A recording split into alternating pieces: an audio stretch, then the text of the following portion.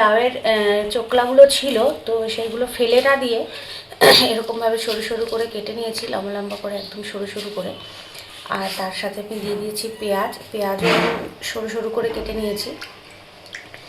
এগুলো না খেতে খুব ভালো লাগে। আর এবার আমি আজকে এই লাউয়ের চোকলাগুলো ভাজা করব। গরম গরম ভাতের সাথে ভীষণ ভালো লাগে, বাটা খেতেও ভালো লাগে, তবে আমি আজকে ভাজা করব। কড়াইটা গরম হয়ে গেছে, এবার আমি তেল দিয়ে দিচ্ছি।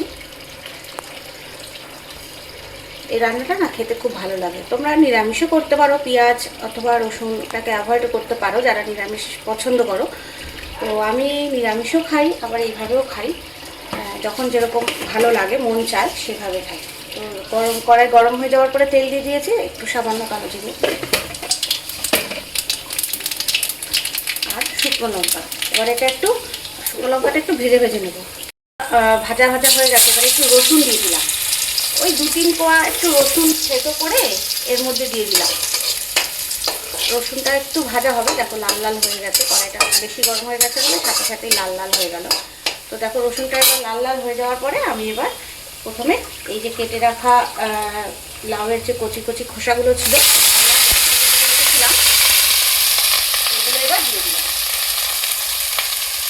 দেখো পুরো জলটা শুকিয়ে গেছে, পেঁয়াজটাও ভাজা ভাজা হয়ে গেছে, এটা একটু নরম হয়ে গেছে। যেহেতু এগুলো একটু শক্ত হয়, যতই কচি হোক তবুও শক্ত হয়, সেই কারণে একটু নরম করে নিতে হবে।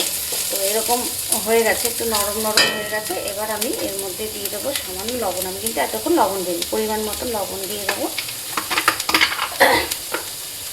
আর হলুদ দিয়ে দেবো।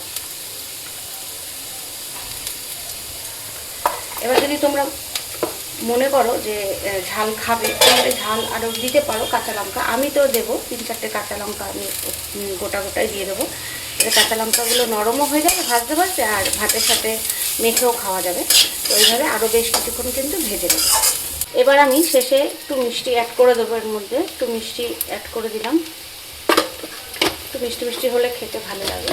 মিষ্টিটা অ্যাড করে দিয়ে হয়ে গেছে, এবার আমি নামিয়ে নেব।